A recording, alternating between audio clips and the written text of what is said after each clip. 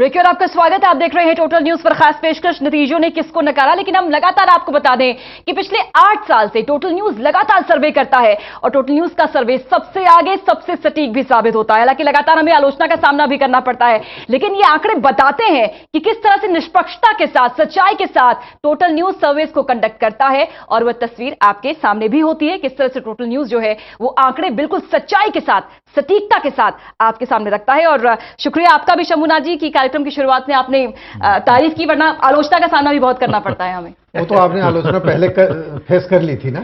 आलोचना का तीनों सर्वे में अलग अलग फेसेस आप किसी भी कुछ भी किया जाएगा तो आलोचना तो होती है, लेकिन ये मैंने पाया, मैं कम से कम टोटल टीवी को 2013 के सारे सर्वे में रहा हूं, तो मुझे लगता है कि टोटल टीवी के सर्वे 2013 में जब कोई नहीं मान रहा था कि आप पार्टी को इतनी ज्यादा सीटें मिल जाएंगी, तो उसे 28 सीटें मिल गई थी और कांग्रेस में करीब करीब, मतलब विधानसभा में करीब करीब बहुमत के पास वो पहुंच गई थी।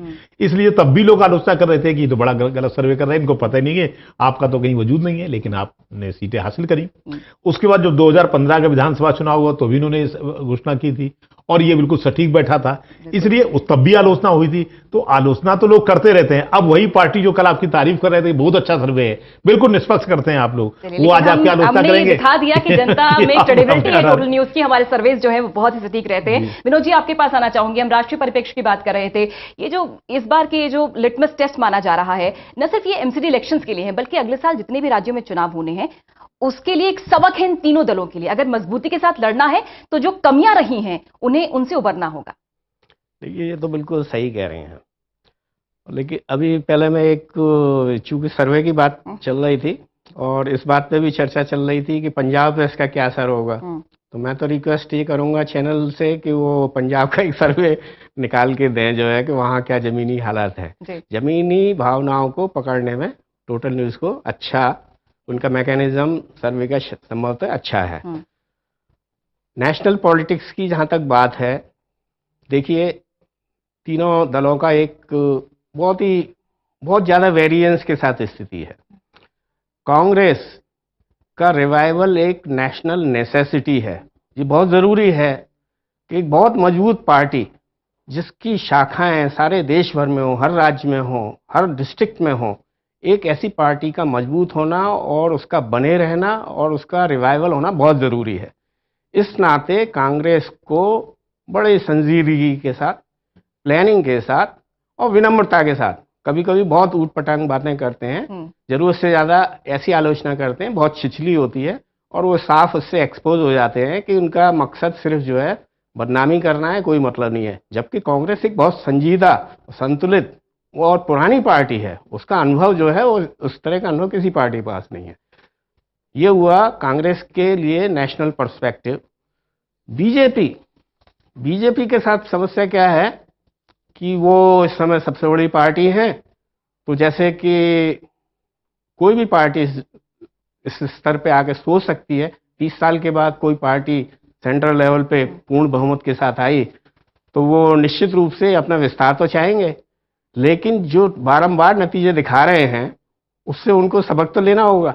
लेकिन लग ये रहा है कि लोकसभा और विधानसभा के बाद शायद सबक नहीं लिया बीजेपी ने एमसीडी में संभलने का। बिल्कुल, वरना बेहतर काम करती, परफॉर्मेंस काम करते। एमसीडी का हाल देखिए, क्या हाल है, कोई काम नहीं होता है। बीजेपी वही राष्ट्रीय पार्टी जिसको इतनी बड़ी राष्ट्रीय पार्टी बन गई, सबसे बड़ी जो है पार्टी बन गई, उसका क्या परफॉर्मेंस है। और जहां तक इलेक्टोरल परफॉर्मेंस की बात है, बिहार का देखिए, और अभी जो सर्वे जो 5 राज्यों के आए हैं उनमें देखिए कि बीजेपी का असम को छोड़ करके जहाँ पे उन्होंने एक महागठबंधन बनाया था, तो इतनी पार्टियां मिलकर के वहाँ जरूर परफॉर्मेंस अच्छा है, और कांग्रेस वहाँ अकेली है तो परफॉर्मेंस खराब है, बाकी और सब जगह कुछ नहीं है।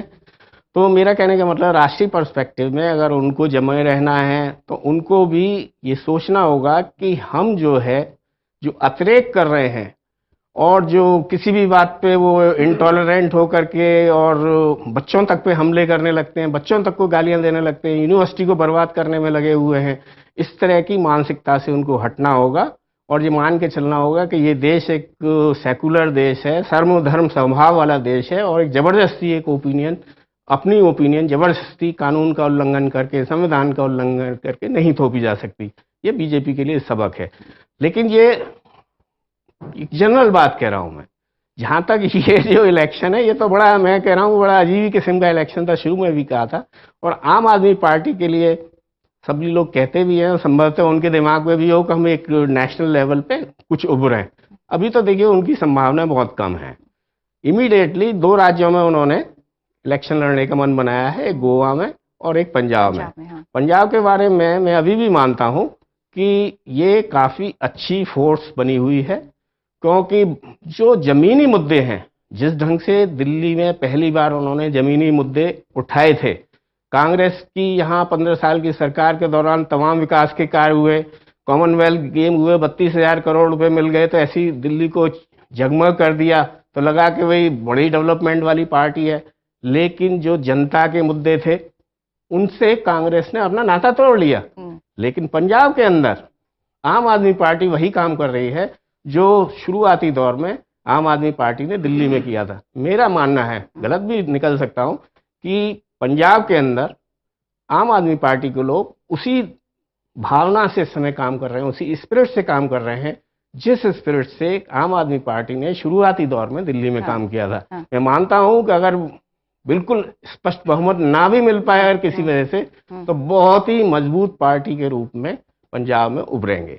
और गोवा में अभी नई शुरुआत है, वहां भी कुछ उनका असर बढ़ रहा है। जदीबल जी, अगर नेशनल पॉलिटिक्स की ओर मूव करना है आम आदमी पार्टी को, तो जमीनी मुद्दे उठाने होंगे, जनता के लिए काम करना होगा।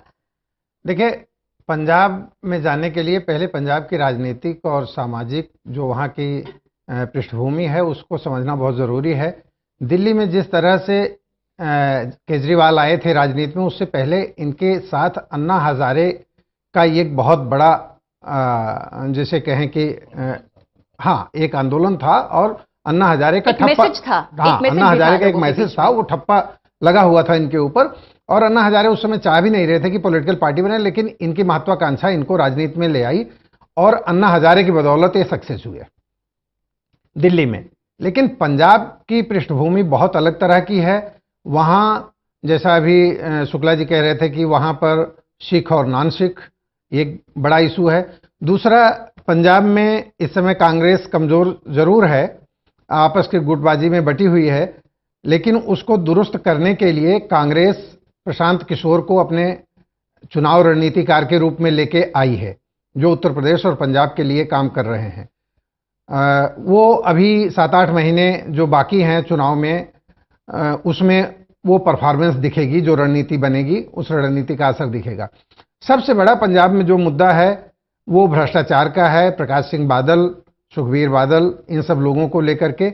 लेकिन पंजाब में जो भी पार्टी जाती है चुनाव लड़ने के लिए, वहां पर एक सबसे बड़ा जो है वो धार्मिक संस्था जो है शिरोमणि गुरुद्वारा प्रबंधक कमेटी, एसजीपीसी का सपोर्ट बहुत जरूरी होता है। और एसजीपीसी में आज भी प्रकाश सिंह बादल का बहुत अच्छा दखल है वहां तो। और इनको समझ में अभी बहुत अच्छी तरह नहीं आ रहा है केजरीवाल को कि क्या मुद्दा उठाएं और क्या ना मुद्दा उठाएं। आपको याद होगा 2 महीना पहले इन्होंने जब SYL का मुद्दा आया, सतलज यमुना लिंक नहर का मामला जब आया, तो कंफ्यूज नजर आई दिल्ली तो वहां पर ये एकदम कंफ्यूज हो गए। पहले तो इन्होंने कहा नहीं इसको नहीं बंद किया जाना चाहिए, और ये तुरंत बादल सरकार के खिलाफ बोलने लग गए। लेकिन जैसे ही इनको पता लगा कि पानी का मुद्दा जो है, इनको हरियाणा से पानी मिलता है और वो पंजाब में इनको इलेक्शन भी लड़ना है, तो इन्होंने तुरंत कहा नहीं SYL पर जो है ये तुरंत बादल के साथ खड़े हो गए। तो अभी इनको तय करना पड़ेगा कि किन किन मुद्दों पर इनको वहां चुनाव में जाना है। उसके लिए अच्छी तरह से रियाज करके जाना पड़ेगा, नहीं तो ये अगर इसी तरह कंफ्यूज होकर 2 कदम आगे और 2 कदम पीछे चले तो पंजाब में उसका नुकसान भी मिलेगा, क्योंकि इतनी मजबूत जमीन पंजाब में इनकी नहीं है जितनी मजबूत दिल्ली विधानसभा से पहले दिल्ली में इनकी थी। शमुना जी, स्टेगनेंसी और मैच्योरिटी दोनों की जरूरत है आम आदमी पार्टी को अगर पंजाब इलेक्शंस में जाना है। बिल्कुल सही कह रहे हैं। पंजाब में जाने के लिए इनको थोड़ी स्थिरता चाहिए अपने फैसले लेने में, है ना, और उसके साथ साथ मैच्योरिटी यानी परिपक्वता भी चाहिए। अगर परिपक्व नहीं है तो ये नहीं काम कर पाएंगे। पंजाब में देखिए, पिछले जब पंजाब में तय हुआ था कि पंजाब सिर्फ सिख मुख्यमंत्री ही बन सकता था, बन सकता है, ये 66 की बात है। 66 में बंटवारा हुआ था पंजाब और हरियाणा के। उसके पहले जो चूंकि हरियाणा उसके साथ जुड़ा हुआ था, इसलिए बड़ा मुश्किल होता था कि किसी टर्बनधारी को ही वहाँ पे मतलब मुख्यमंत्री बनाया जाएगा। उसके पहले ये हालात आसान नहीं थे। जब बंटवारा हुआ तो पंजाब सिख बहुल हो गया और उसमें थोड़ा मुश्किल हो गया। लेकिन दो तीन बातें रही। सिख चूंकि बहुत ही मेहनती और सभी जगह काम करने के लिए उपयुक्त कौम है, पंजाब के ज़्यादातर लोग दूसरी जगहों में जाके बस गए जहां वो ज़्यादा बेहतर तरीके से कृषि यानी खेती बाड़ी कर सकते थे। वो कनाडा चले गए, वो उन्होंने उत्तराखंड के बहुत सारे बीहड़ इलाकों में चले गए, वो रायपुर चले गए, नहीं जो छत्तीसगढ़ के बहुत सारे बीहड़ इलाकों में, और वहां उन्होंने सफलता हासिल की। तो पंजाब में एक तो सिख कम हुए, दूसरे पंजाब में इधर पिछले 20-25 सालों से बिहार के प्रवासी मजदूरों का दखल बढ़ा, और दखल इस तरह बढ़ा कि कई जगह गांव में भी उनकी संख्या जो है हो सकता है कि सिखों से कहीं ज्यादा हो गए। इसलिए पंजाब अभी एसजीपीसी का दखल है, जैसा ददवल जी कह रहे हैं, निश्चित तौर पर बहुत ज्यादा दखल है, लेकिन एसजीपीसी अब सारे वोटों पे कमांड करे, वोटरों पे कमांड करे, ऐसा नहीं हो पाता। वरना एसजीपीसी की सहमत के बावजूद भी अरुण जेटली चुनाव ना हारते। विनोद जी, आपने शुरुआत में कहा कि शुरुआत में जब आम आदमी पार्टी का गठन हुआ, जब वो आई सत्ता में, जब उसने शुरुआत की राजनीति की, तो दिल्ली की जनता के मुद्दे क्या हैं, उनको खूब उस पर काम भी किया। क्या उसे डिलीवर कर पाई जनता के बीच जो उसका फायदा उसे पंजाब में हो? दो चीजें हैं इसमें। फायदा पंजाब में एक परसेप्शन की बात है। परसेप्शन विरोधी पार्टियां बनने नहीं देगी, मीडिया बनने नहीं देगी, जो विज्ञापन देंगे उन पे कोई यकीन करेगा नहीं। जहां तक उसकी बात है कि क्या डिलीवर किया, तो मैं कहता हूं 1 साल का वक्त बहुत कम है, लेकिन दिशा मुझे सही नजर आती है। बहुत सी ऐसी चीजें हैं कि आज दिल्ली में किसी को भी देख लीजिए, अगर किसी को कोई भी बीमारी हो जाए तो प्राइवेट हॉस्पिटलों का, प्राइवेट क्लिनिक्स का, प्राइवेट नर्सिंग होम का ऐसा हुआ है कि सारा जो है एकदम से जेब मतलब कर्ज लेने की नौबत आ जाती है। ये जो मोहल्ला क्लिनिक और जो हॉस्पिटलों में सुधार की जो कोशिश हो रही है, एक असाधारण रिवॉल्यूशनरी चीज है। एक बात मैं और कह दूं कि नॉर्मली जो पब्लिक साइकोलॉजी होती है वो चलता है, सब जैसा चल रहा है उसी में रहना चाहती है। जैसे कि अगर आप बिना हेलमेट पहने या घूम रहे हैं तो आपको वही सही लगता है, और कोई भी उसे रोकने की कोशिश करे तो वो सबसे बड़ा दुश्मन हो जाता है।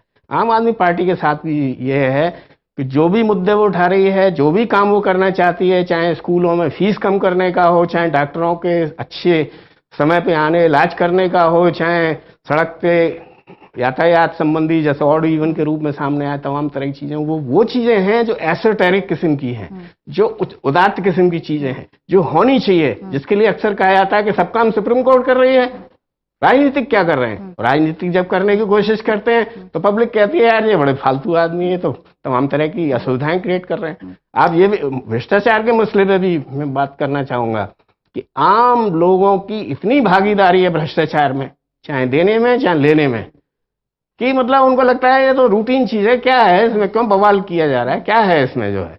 तो नतीजा निष्कर्ष मेरा ये है कि जो एक बुनियादी परिवर्तन लाने की कोशिश करने वाली आज अगर कोई पार्टी है, चाहे चुनावी चंदा लेने से लेकर के और काम करने में ट्रांसपेरेंसी बरतने के लेवल तक, तो वो आम आदमी पार्टी काम कर रही है। लेकिन कहीं उसको करने नहीं दिया जा रहा, कहीं कुछ करते हैं तो उसका विपरीत प्रचार किया जाता है कि नहीं ये तो गलत हो रहा है, ये तो सही नहीं है, ये तो झूठा विज्ञापन है, इसमें कुछ भी नहीं है, तमाम तरह के। लेकिन लोकतंत्र में समस्याओं का तो सामना करना ही पड़ेगा। तो कहने का मतलब ये है, डिलीवर करने वाली बात कर आपने कही थी, 1 साल का पीरियड कम है, जैसे जैसे वक्त गुजरता जाएगा डिलीवरी अच्छी होती जाएगी। ददीबल जी, क्या वास्तव में डिलीवरी करने का उन्हें मौका नहीं दिया, रोका गया, या डिलीवर कर नहीं पाए वो? नहीं, ऐसा नहीं है। मैं थोड़ा सा इसमें सुधार करूंगा कि एक चीज तो जो कहा वार्ष्णेय जी ने कि इनके पास समय कम है। दिल्ली में इनके पास 2011 से 13 तक और फिर 15 तक इनके पास काफी समय था, जब अन्ना का आंदोलन शुरू हुआ था, और उसके बाद तो ये अपनी बहुत सारी बातें समझा पाए थे। लेकिन जो वायदे इन्होंने किया था उन वादों पे खरे नहीं उतरे ये, और जो इनको डिलीवरी करनी चाहिए थी वो चीजें डिलीवर नहीं हुई, और नए नए मुद्दे उठाना शुरू कर दिया इन्होंने, चाहे वो ऑड इवन का हो, चाहे मोहल्ला क्लिनिक का हो, या इन चीजों का हो। कुछ चीजें ऐसी होती हैं जो सुनने में बहुत अच्छी लगती हैं, लेकिन धरातल पर उनका रिजल्ट जो है वो बहुत अच्छा नहीं होता है। राजीव गांधी जिस समय प्रधानमंत्री थे, उन्हें था कि त्रिस्तरीय पंचायत चुनाव होंगे इस देश में, जो है गांव-गांव, कस्बे-कस्बे तक जो है पॉलिटिकल लोगों का दखल बढ़ेगा, तो ब्यूरोक्रेसी जो भ्रष्टाचार में लिप्त है वो एक बंधन टूटेगा और सबका कल्याण होगा। लेकिन हमें लगता है, आप सब लोग देख रहे होंगे कि आज इस देश में मनरेगा जैसी योजनाएं जो उन पंचायतों के जरिए चलाई जाती हैं, उन सीएजी की रिपोर्ट्स में अगर आप देखें तो कोई भी राज्य ऐसा नहीं है जिसमें मनरेगा में भ्रष्टाचार ना पकड़ा गया हो।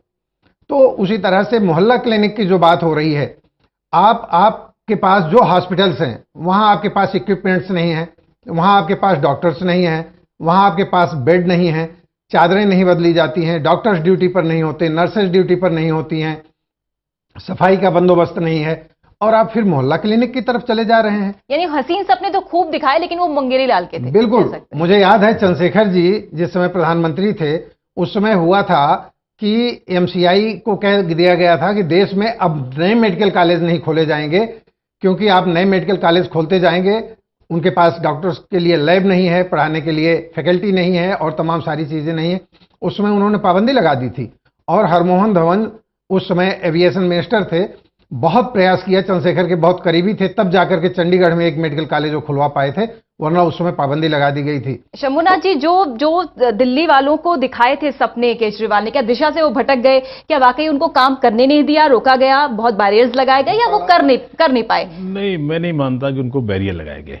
उन्होंने खुद ही बजाय काम करने के केंद्र सरकार से टकराव की राजनीति की। देखिए, आप केंद्र से टकराव करेंगे और फिर विधानसभा में राज कर लें, और जबकि इनको अच्छी तरह पता था कि दिल्ली एक पूर्ण राज्य का दर्जा दिल्ली को नहीं है, ना है, ना दिया जा सकता है। दिल्ली एक केंद्रीय राजधानी भी है।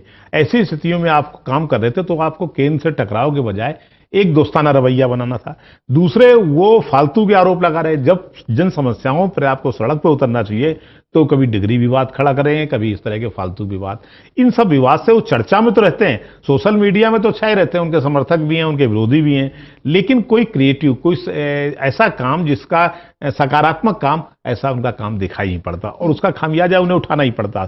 तो एक तरह से अरविंद केजरीवाल एक ऐसे मुख्यमंत्री साबित हुए जो बातें तो बड़ी ऊंची ऊंची करते हैं लेकिन उस पर अमल करने की दिशा में कुछ नहीं करते। एक तरह से उन्हें पाखंडी मुख्यमंत्री कहा जा सकता है। शुरुआत में हमने देखा था विनोद जी की जब आम आदमी पार्टी सत्ता में आ रही थी तो बहुत सारे रिवोल्यूशनरी आइडियाज थे इनके पास, और जबकि उसकी कॉपी कांग्रेस और आप बीजेपी ने भी करनी शुरू कर दी थी।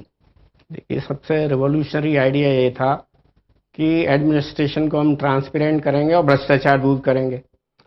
शुक्ला जी ने कहा कि कोई रोक नहीं रहा है। उनकी एसीबी तक पे किसका कब्जा है?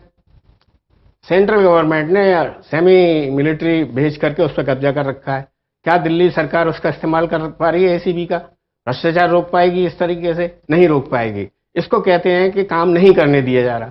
इसके अलावा न जाने कितने प्रोजेक्ट और प्रपोजल सेंट्रल गवर्नमेंट पे गए हुए हैं, क्या वो पास हो चुके हैं? अब तक कम से कम 12 प्रपोजल ऐसे होंगे जिनको सेंट्रल गवर्नमेंट में भेज दिया गया और मंजूरी नहीं हो रही है, तो काम करने दिया जा रहा है।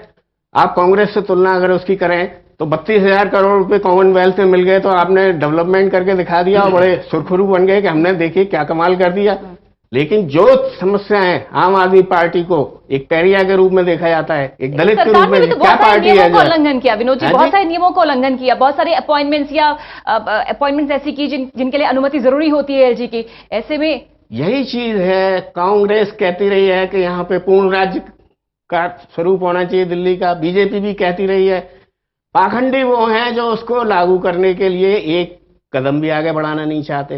ददीबल जी, क्या ये आम आदमी पार्टी की कोशिश कर रही है पड़ा आम आदमी पार्टी पर? देखिए, मैं फिर वही बात कह रहा हूं कि अरविंद केजरीवाल शोर बहुत मचाते हैं। जैसे छोटा बच्चा है आपके घर में और उसको पता कि उसकी शिकायत सुनने के लिए घर में दादाजी या दूसरे लोग हैं, तो वो बड़े उसको जरा सा आप डांट दीजिए तो जोर से चिल्लाएगा। तो अरविंद केजरीवाल भी उसी तरह से करते हैं कि वो वोटर्स को, पब्लिक को, आम पब्लिक को सुनाते ज्यादा हैं। इसी दिल्ली में 15 साल शीला दीक्षित राज करके गई। उनको शीला दीक्षित को मैं एक बढ़िया विजनरी चीफ मिनिस्टर के तौर पे मैं उनको मानता हूं, इसलिए कि उन्होंने विकास का जो उनका नजरिया था वो इन सब लोगों से बहुत अलग था। उनके साथ जितना मेरा इंटरेक्शन रहा है रहते हुए पत्रकारिता में। अरविंद केजरीवाल क्या करते हैं, हल्ला ज्यादा मचाते हैं। ऐसा नहीं था, विजय कपूर यहाँ उपराज्यपाल थे, उनसे शीला दीक्षित का टकराव नहीं हुआ, या जो भी पहले लेफ्टिनेंट गवर्नर्स रहे उनके साथ उनके टकराव नहीं हुए, खूब हुए। और केंद्र में उनकी सरकार भी रही 10 साल। इसके बावजूद वो वहां जाकर के वो भी अपना दुखड़ा रोती थी, सोनिया गांधी से, मनमोहन सिंह से, तमाम गृह मंत्रालय में, सब जगह। स्टेटहुड का बिल भी उन्होंने पास करके भेजा जो नहीं हो पाया मंजूर। तो टकराव उनके जमाने में भी रहा, लेकिन एक होता है कि आप अपनी बात को शालीनता के साथ रखते हैं, और एक आप जो है चीख चीख करके और चिल्ला चिल्ला करके और अभद्रता के साथ रखते हैं। आप मुख्यमंत्री हैं, आप जाकर के सड़क पर लेकर के पब्लिक को रेल भवन के बाहर धरना देने के लिए बैठ जाते हैं और वहां बैठ के फाइलें निपटा रहे हैं। ये कोई तरीका होता है किसी? ये एक नेशनल लीडर का चेहरा नहीं हो सकता। उन्हें मैच्योरिटी होनी होगा, मैच्योर होना होगा अगर नेशनल प्रोस्पेक्टिव। मैं एक छोटा सा, शुक्ला जी, मैं एक छोटा सा बता रहा हूं। जब पाकिस्तान से युद्ध लड़ा जा रहा था 65 का, लाल बहादुर शास्त्री जी इस देश के प्रधानमंत्री थे। अनिल शास्त्री जी ने एक बार ये वाकया सुनाया था। उन्होंने कहा कि पहले उन्होंने जब देश में आया कि बाहर से अमेरिका इस शर्त पे कह रहा है कि हम आपको अन्न देंगे कि आप पाकिस्तान से युद्ध विराम कर दीजिए, तो शास्त्री जी ने उस समय स्वामीनाथन जी से को बुलाया घर पर और उनसे चर्चा की कि भैया क्या स्थिति है हमारी। स्वामीनाथन जी ने कहा कि साहब, अगर हफ्ते में एक दिन लोग उपवास रखें तो हमारे पास इतना अन्न का भंडार है कि हम लड़ाई लड़ सकते हैं। उन्होंने तुरंत ही अपनी पत्नी से कहा कि आज शाम को खाना नहीं बनेगा। ये लोग छोटे छोटे थे और इनको नहीं पता, और शाम को खाना नहीं बना। फिर अगले दिन उन्होंने, उस जमाने में दूरदर्शन नहीं होता था, ऑल इंडिया रेडियो पर उन्होंने राष्ट्र के नाम प्रसारण किया। तो पहले वो अमल में ले आए, और उसके बाद से फिर पब्लिक की बात। मैच्योर लीडर की झलक दिख रही थी। इन्होंने कहा हम गाड़ी नहीं लेंगे, हम बंगला नहीं लेंगे, हम सिक्योरिटी नहीं लेंगे।